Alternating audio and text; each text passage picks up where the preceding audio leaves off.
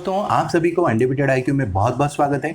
आज के लेक्चर में हम लोग डिस्कशन करने वाले हैं प्रोटेक्टेड एरियाज ऑफ इंडिया।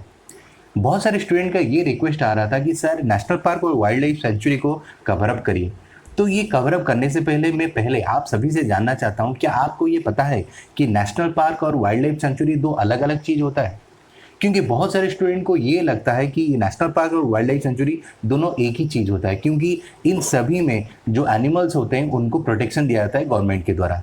तो इसके लिए पहले मैं ये जो टॉपिक को प्रोटेक्टेड एरिया को कवर अप करने वाला हूँ। यहाँ पर हम लोग डिस्कशन करेंगे नेशनल पार्क क्या होता है, वाइल्ड लाइफ सेंचुरी क्या होता है, ये कौन से स्टेट में कौन से नेशनल पार्क से हैं, उसके अलावा इंडिया में कितने सारे नेशनल पार्क्स और वाइल्ड लाइफ सेंचुरी है, उसके अलावा टाइगर रिजर्व कितना है, एलिफेंट रिजर्व कितना है, और ये कितना एरिया ज्योग्राफिकल एरिया कवर करते हैं इंडिया में, उन सभी को आज के लेक्चर में हम लोग डिस्कशन करने वाले हैं। इसके बाद और एक वीडियो हम लोग लाएंगे जहां पर स्टेट वाइज हम लोग डिस्कशन करेंगे नेशनल पार्क और वाइल्ड लाइफ सेंचुरी को, जो कि आगे चल के हम लोग इस वीडियो को अपलोड करेंगे। तो पहले चलिए देखते हैं कि इंडिया में कुल मिला के कितने सारे नेशनल पार्क है। यहाँ पर अगर देखा जाए इंडिया में लगभग 105 हम लोगों के नेशनल पार्क हैं। नेशनल पार्क अगर आप लोगों को पता होगा, इंडिया में पहले 104 नेशनल पार्क था, जबकि अभी रिसेंटली आसाम का डेहिंग पटकाई नेशनल पार्क अभी इसमें इंक्लूडेड हो गया है। तो इसीलिए ये अभी बढ़ के 104 से बढ़ के 105 नेशनल पार्क बन गया है। उस तरह से अगर वाइल्ड लाइफ सेंचुरी का बात किया जाए तो ये होता है इंडिया में लगभग 553 वाइल्ड लाइफ सेंचुरी अभी भी इंडिया में अवेलेबल है।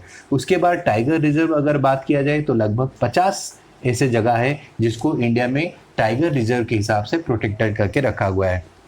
और आप लोगों को अगर पता होगा, ऑल ओवर वर्ल्ड में सबसे ज़्यादा टाइगर इंडिया में ही पाए जाते हैं, और इंडिया में सबसे ज़्यादा कहाँ पर है? मध्य प्रदेश में। ये भी आप लोग जान सकते हैं। उसके अलावा एलिफेंट रिजर्व के बारे में अगर बात किया जाए तो लगभग 32 ऐसे जगह है जो कि एलिफेंट के लिए ये एरिया को प्रोटेक्टेड एरिया को कवर अप करके रखा हुआ है। उस तरह से बायोस्फीयर रिजर्व अगर बात किया जाता है, लगभग 18 ऐसे जगह है जो कि इंडिया में बायोस्फीयर रिजर्व है। उस तरह से मेराइन नेशनल पार्क अगर वाटर सेंचुरी की बात किया जाए, लगभग 6 ऐसा जगह है जहां पर पानी में रहने वाले जानवरों के लिए मेराइन नेशनल पार्क और वाटर सेंचुरी के हिसाब से इसको रिजर्व करके रखा हुआ है। तो लगभग ये सारे इंटरनेशनल पार्क और वाइल्ड लाइफ सेंचुरी को हम लोग आगे चल के कवर अप करेंगे। तो ये था थोड़ा सा उसके बारे में ब्रीफ डिस्कशन। उसके बाद चलिए देखते हैं ये प्रोटेक्टेड एरिया क्या होता है। प्रोटेक्टेड एरिया मेनली वो एरिया होता है जहां पर जानवरों के लिए सुरक्षा देने के लिए गवर्नमेंट के द्वारा उस एरिया को प्रोटेक्टेड एरिया डिसाइड किया जाता है, जहां पर जानवरों को आप लोग बोल सकते हैं उसके अंदर उनको मारना या फिर उनका शिकार करना पूरी तरह से बैन होता है। तो यहाँ पर उस एरिया को हम लोग प्रोटेक्टेड एरिया बोलते हैं। तो ये जो प्रोटेक्टेड एरिया होता है इसको कौन डिसाइड करता है? मेनली आप लोग पहले समझ लीजिए, स्टेट गवर्नमेंट जो होता है, ठीक है। स्टेट गवर्नमेंट क्या करता है, अपने एरिया में अपनी स्टेट में जो एरिया को वो चाहता है कि वो प्रोटेक्टेड एरिया हो, वो पहले स्टेट गवर्नमेंट नोटिफाई करके किसके पास भेजता है? आईयूसीएन के पास। आईयूसीएन कौन होता है? International union for conservation of nature. ये उसके बाद उस एरिया को प्रोटेक्टेड एरिया में उसको प्रोटेक्टेड एरिया में कन्वर्ट कर लेते हैं, और उस एरिया में वहाँ पर ह्यूमन एंट्री को बैन किया जाता है, और वहाँ पर शिकार करना भी पूरी तरह से बैन होता है। तो उस एरिया को हम लोग प्रोटेक्टेड एरिया बोलते हैं। अगर प्रोटेक्टेड एरिया को देखा जाए, लगभग 4 हिस्सों में इसको बांटा गया है, और ये जो 4 हिस्सा है कौन कौन सा है? एक है नेशनल पार्क, दूसरा है वाइल्ड लाइफ सेंचुरी, तीसरा है कंजर्वेशन रिजर्व, और चौथा है कम्युनिटी रिजर्व। तो मेनली प्रोटेक्टेड एरिया को 4 हिस्सों में बांटा गया है आईयूसीएन के द्वारा। तो पहले चलिए देखते हैं नेशनल पार्क क्या है, क्योंकि यहाँ से हम लोग को पता चलेगा नेशनल पार्क और वाइल्ड लाइफ सेंचुरी में डिफरेंसेस क्या है। तो यहाँ पर देखते हैं नेशनल पार्क क्या होता है।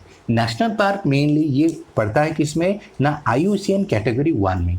तो इसमें मेनली क्या है, इसको जो एरिया को नोटिफाई कौन करता है? State government. स्टेट गवर्नमेंट चाहे वो नेशनल पार्क हो चाहे वो वाइल्ड लाइफ सेंचुरी हो, उसको पहले नोटिफाई करता है या फिर आइडेंटिफाई करता है कौन? State government. उसके बाद ही उस एरिया को नेशनल पार्क या फिर स्टेट वाइल्ड लाइफ सेंचुरी में कन्वर्ट किया जा सकता है। तो ये नेशनल पार्क और वाइल्ड लाइफ सेंचुरी में मेन डिफरेंसेस क्या है कि नेशनल पार्क एरिया वो होता है जहाँ पर पूरी तरह से इंसान का प्रवेश या फिर इंसान का एंट्री को पूरी तरह से प्रोहिबिटेड करके रखा हुआ है। यानी उसके अंदर कोई भी इंसान को विदाउट गवर्नमेंट परमिशन के बिना उसके अंदर जाना पूरी तरह से बैन है। अगर आप लोग जाते हैं तो फिर आप अपने रिस्क में जाइए, वहाँ पर गवर्नमेंट कोई भी एक्शन ले सकता है आपके अगेंस्ट में। तो ये बोला गया है नेशनल पार्क में, यानी यहाँ पर किसी को भी एंट्री नहीं है without prior permission of government officials. तो ये जो है नेशनल पार्क में है। अगर अगर आप वाइल्ड लाइफ सेंचुरी की बात करते हैं तो यहाँ पर वाइल्ड लाइफ सेंचुरी में आप लोग एंट्री कर सकते हैं उसके अंदर, मगर कुछ कंडीशन के साथ। तो ये मेन डिफरेंसेस है नेशनल पार्क और वाइल्ड लाइफ सेंचुरी में। अगर देखा जाए ऑल ओवर इंडिया में कितने नेशनल पार्क हैं, लगभग 105 नेशनल पार्क इंडिया में हैं। और उसमें से अगर अभी रिसेंटली आप लोग जानते होंगे डेहिंग पटकाई नेशनल पार्क अभी ऐड हुआ है उसमें, क्योंकि पहले 104 था, अभी 105 हुआ है। ये जो डेहिंग पटकाई नेशनल पार्क है ये पहले वाइल्ड लाइफ सेंचुरी था, उसको आसाम गवर्नमेंट ने नोटिफाई करके इसको नेशनल पार्क में कन्वर्ट किया है। तो अभी आप लोग यहाँ पर एक क्वेश्चन आ सकता है कि कौन सा ऐसा वाइल्ड लाइफ सेंचुरी है अभी जो रिसेंटली आसाम गवर्नमेंट के द्वारा कन्वर्ट करके नेशनल पार्क में कन्वर्ट किया गया है, तो वो है डेहिंग पटकाई नेशनल पार्क। तो ये आप लोग थोड़ा सा याद रख सकते हैं क्योंकि अभी रिसेंटली ये न्यूज़ में बनाया हुआ था। उसके बाद अगर नेशनल पार्क इंडिया का पहला नेशनल पार्क अगर कोई पूछे तो वो है जिम कॉर्बेट नेशनल पार्क, और सबसे बड़ा अगर नेशनल पार्क कोई पूछ रहा है वो है हेमिस नेशनल पार्क। तो ये दो तीन चीज आप लोग याद रख सकते हैं। अभी recently Dehing Patkai national park add हुआ है, उसके बाद अगर पहला अगर है वो जिम कॉर्बेट है, और सबसे बड़ा क्या है, हेमिस नेशनल पार्क। और ये ज्योग्राफिकल एरिया अगर बात किया जाए तो कितने एरिया कवर अप करते हैं, तो लगभग 1.23% of geographical area cover up करता है नेशनल पार्क। तो ये था नेशनल पार्क के बारे में थोड़ा सा डिस्कशन। उसके बाद चलिए चलते हैं वाइल्ड लाइफ सेंचुरी के बारे में। वाइल्ड लाइफ सेंचुरी जो है वो आयुष्मान कैटेगरी 2 में पड़ता है, और यहाँ पर भी सेम चीज़ है, इसको नोटिफाई करेगा कौन, स्टेट गवर्नमेंट करेगा। मगर यहाँ पर कंडीशन क्या था, वहाँ पर पूरी तरह से नेशनल पार्क में पूरी तरह से एंट्री बैन था, मगर यहाँ पर सर्टन राइट्स अवेलेबल है लोगों के लिए। और वो राइट्स क्या है, आप लोग वाइल्ड लाइफ सेंचुरी के अंदर एंट्री तो कर सकते हैं, मगर किस लिए, ग्रेजिंग के लिए। यानी आपके पास मान लो भेड़ बकरी है तो ही आप लोग उसके अंदर जा सकते हैं ग्रेजिंग कराने के लिए। इसका मतलब ये नहीं कि आप लोग वहाँ जाकर रह सकते हैं, रहने के लिए उसको अलाउ नहीं है, ओनली ग्रेजिंग करने के लिए प्रपोज में आप लोग वहाँ पर जा सकते हैं और फिर रिटर्न करके आप लोग आ जाइए। तो वो है वाइल्ड लाइफ सेंचुरी का एक्सेप्शंस, ठीक है। और कुल मिला के इंडिया में 553 वाइल्ड लाइफ सेंचुरी है, जो कि इंडिया का ज्योग्राफिकल एरिया का 3.62% ज्योग्राफिकल एरिया को कवर अप करता है वाइल्ड लाइफ सेंचुरी। उसके बाद चलिए देखते हैं कंजर्वेशन रिजर्व और कम्युनिटी रिजर्व क्या होता है।